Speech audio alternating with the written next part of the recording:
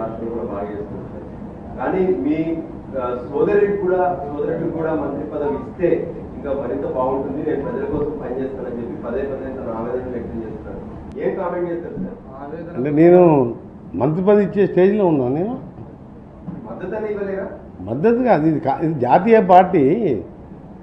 పార్టీలో కొన్ని సిస్టమ్ దాని ప్రకారం పార్టీ అగ్రనాయకత్వం నిర్ణయం తీసుకుంటుంది.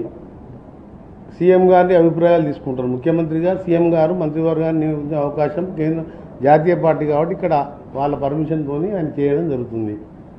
అందులో మా ప్రమేయం కానీ ఎవరి ప్రమేయం కానీ ఉన్నదల్లా.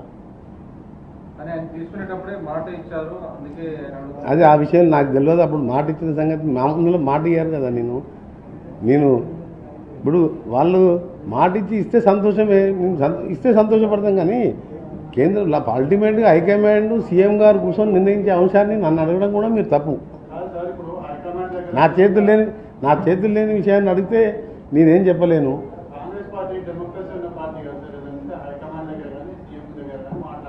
అందుకనే మీరు ఇప్పుడు ఒక పార్టీ, ఒక రీజనల్ పార్టీ 10 ఏళ్ళు అధికారంలో ఉండి దళితులు ముఖ్యమంత్రి చేస్తా, మెడ తీసేసుకుంటా, డబుల్ బెడ్రూమ్ కడతా అని చెప్పి ముక్కలయ్యి అన్నా చెల్లెలు రోడ్డు మీద పడి కొట్టుకుంటుంటే ఆ ప్రశ్నలు అడిగితే దానికి ఏమైనా మనం సమాధానం చెప్పొచ్చు.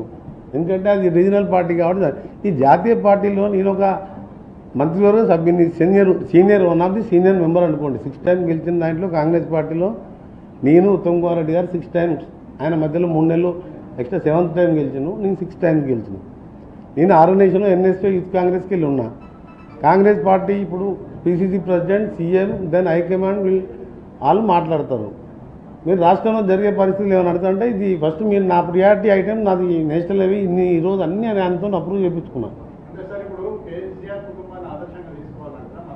మంత్రిపదవి కాదు, వాళ్ళక్కడ రాష్ట్రంలో ఒక గంభీరమైన అవినీతి బయటపడ్డది. ఒక ప్రసిద్ధ కోవిదుడు దేశ చరిత్రలో, న్యాయ చరిత్రలో ఘోష్ గారంటే ప్రత్యేక స్థానం ఉన్న వ్యక్తి. Supreme court judge, high court judge, west బెంగాల్లో ఆంధ్రప్రదేశ్ ఉమ్మడి రాష్ట్ర చీఫ్ జస్టిస్గా, లోక్పాల్ మొదటిగా కమిటీ హెడ్గా వారు ఇచ్చిన జడ్జిమెంట్స్ కానీ ఎక్కడ కూడా విమర్శించే స్థాయిలోని వ్యక్తి.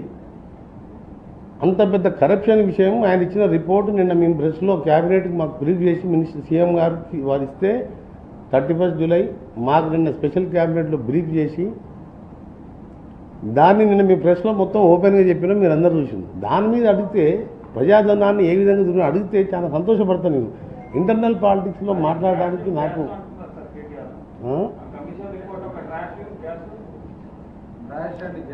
కేటీఆర్ కింద కేసీఆర్ మాట్లాడాలి కదా. రేపు అసెంబ్లీ సమావేశాలు పెట్టి మా ముఖ్యమంత్రి గారు అందరి అభిప్రాయాలు దాని ముందు పెడతామని చెప్పిన ఘోష్ కమిటీ యాజ్ ఇట్ ఈజ్గా ఆయన చెప్పిన అన్ని మూడో ముందు పెట్టి కేసీఆర్ కూడా పాల్గొని హరీష్ రావు గారు, ఈటల రాజేందర్ గారు కానీ ఇతర పార్టీలు అందరికీ అవకాశం ఇస్తారు.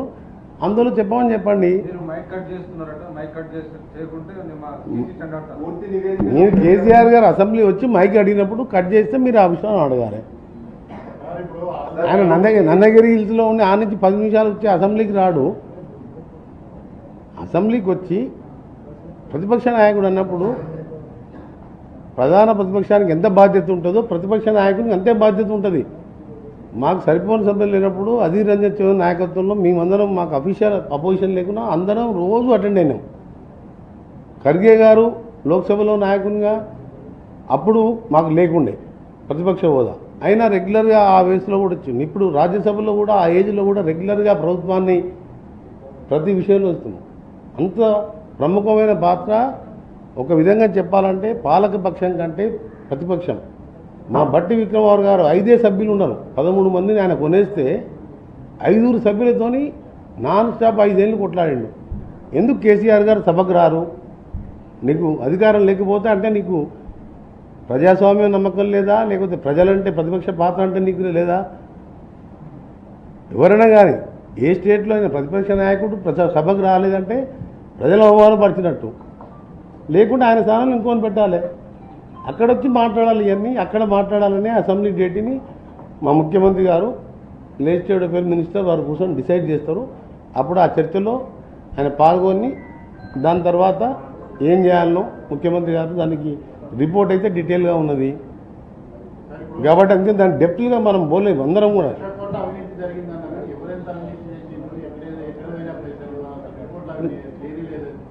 ఇక అవన్నీ డెప్త్గా నేను మనం దానికి చెప్పలేను. సార్ ఇచ్చిన 16 మంది అధికారుల పేర్లు రాశారు కదా, అందులో ఇప్పుడు ప్రజెంట్ ఉన్న చీఫ్ సెక్రటరీ పేరు ఫైనాన్స్ సెక్రటరీ ఉన్నాడు కదా, ఆయన కూడా అప్రూవల్ ఇచ్చినప్పుడు ఆయన పథకాలు కూడా ఉంటాయి కదా, ఆయన ఎందుకు లేదని మరికొంతమంది ప్రశ్నిస్తారు. అంటే ప్రశ్నించేందుకు వేరు, కమిటీ ఘోష్ కమిటీ గారు ఇచ్చిన వరకే మనం పరిమితం అవుదాం. వారు ఇచ్చిన రిపోర్ట్లో ఈ మినిస్టర్స్ క్యాబినెట్లో చర్చించిన ఒక మినిస్టర్ చెప్పిండు, చర్చించలేదని ఘోష్ కమిటీ గారు ఇచ్చిన ఎగ్జాంపుల్ చెప్తున్నాం. స్థానిక సంస్థ ఎన్నికలు వస్తున్నాయి కాబట్టి పక్ష సాధిస్తున్నారు. సక్సెస్ రాజస్థాన్కి పార్టీ ఉంటే కదా అక్కడ. మాకేమైనా పార్లమెంట్లో 9 స్థానాలలో 3వ స్థానం పోయి 7 స్థానాలలో డిపాజిట్లు పోగొట్టుకున్న ఆ పార్టీ గురించి మాకెందుకు భయం ఉంటుందండి? అది పార్టీనా? ఉన్నదా పార్టీ? చెల్లె ఏమంటుంది, మా నాయన చుట్టూ దయ్యాలు ఉన్నాయంటది. ఒకసారి ఏమంటాడు, ఈ చెల్లె ఏమంటుంది, లిల్లి పుట్టుకాలు వచ్చి లేనిపోని చెప్తుందంటాడు. నాకేం తెలుసు, మీరు చెప్పాలి. మళ్ళీ ఆయన ఈ లిల్లి పుట్టడానికి ఒక ప్రముఖ నాయకుడి పాత్ర ఉందంట వాళ్ళ సొంత పార్టీలో. ప్రముఖ నాయకుడు అంటే ఎవరో మీరు చెప్పాలి. అంత అస్తవ్యస్తమైన పార్టీ మాకేం పోటీ అంటున్నా. అరే ఇయ్యాల కాదు, ప్రముఖ నాయకుడు వాళ్ళ పార్టీలో అని చెప్పింది క్లియర్గా. ఇంత వాళ్ళ పార్టీలో ప్రముఖ నాయకుడి పాత్ర ఉంది, లిల్లి పుట్టు గారిని నా మీద తోలుతుందని చెప్తున్నాను. అంటే ఇవన్నీ నాన్ సీరియస్ ఇష్యూ, అవసరం లేని ఇష్యూ, టైం వేస్ట్. కానీ మీతో చేస్తే మాట్లాడాలని మీరు అడిగిన దాన్ని చెప్తున్నా. But my point is important, ఎందుకంటే మనిషి ప్రాణం చాలా గొప్పది. అప్పుడు America is great because American roads is good అని చెప్పి అప్పుడు అమెరికన్ ప్రెసిడెంట్ గారు అప్పుడు చెప్పిండు, ఇలా అభివృద్ధి సూచికలు ఏంటంటే రోడ్లు మంచుకున్న స్టేట్ తొందరగా డెవలప్ అవుతుంది, ఫాస్ట్ డెవలప్.